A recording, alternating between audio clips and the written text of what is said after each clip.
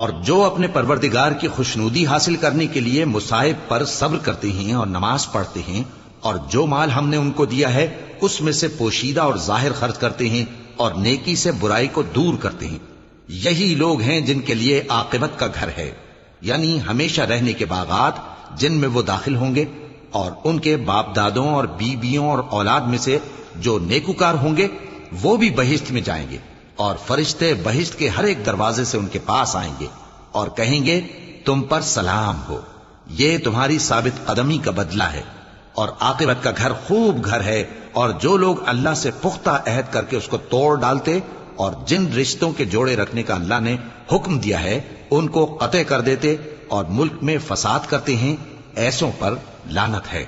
اور ان کے لیے برا انجام ہے۔ اللہ جس کا چاہتا ہے رزق فراخ کر دیتا ہے اور جس کا چاہتا ہے تنگ کر دیتا ہے،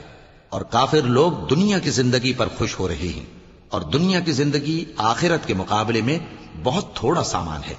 اور کافر کہتے ہیں کہ اس پیغمبر پر اس کے پروردگار کی طرف سے کوئی نشانی کیوں نازل نہیں ہوئی؟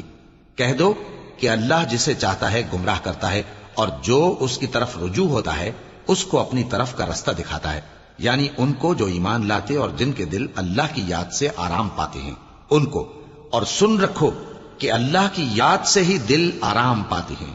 جو لوگ ایمان لائے اور عمل نیک کیے ان کے لیے خوشحالی اور عمدہ ٹھکانہ ہے۔